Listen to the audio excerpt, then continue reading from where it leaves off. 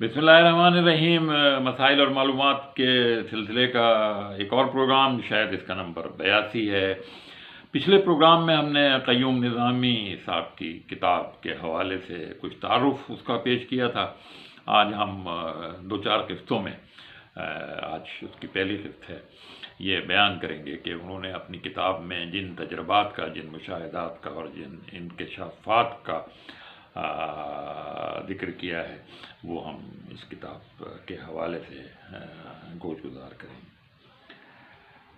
انہوں نے Peoples party کے قیام کے حوالے سے اس کتاب میں جو کچھ لکھا ہے وہ یہ ہے کہ میاں محمود علی قصوری، جو نیشنل عوامی پارٹی کے رہنما، ان کے گھر پر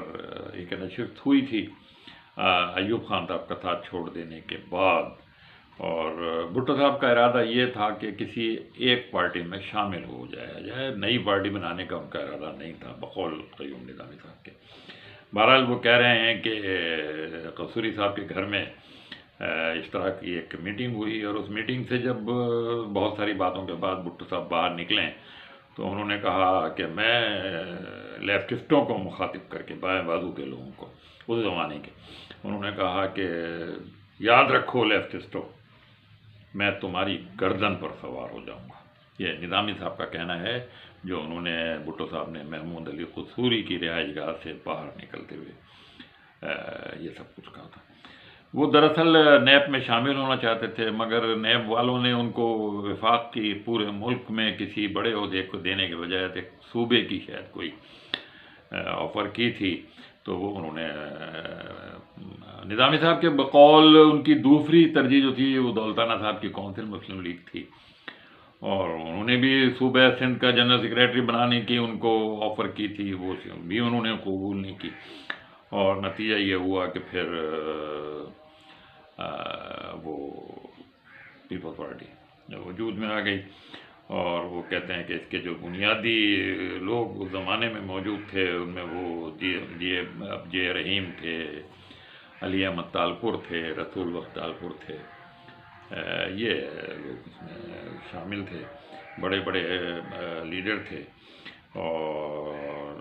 کہہ رہے ہیں کہ یہ اس وقت پارٹی کے لیے جو نام تجویز کیے گئے تھے، ان میں ایک پیپل پروگریسو پارٹی تھا، ایک پاکستان پیپل پارٹی تھا، ایک تیسرا سوشلسٹ پارٹی آف پاکستان بھی تھا۔ بہرحال جو نام منظور ہوا وہ آپ کے سامنے ہے، اور پھر بھٹو صاحب کو متفقہ طور پر اس کا چیئرمین بنا لیا گیا،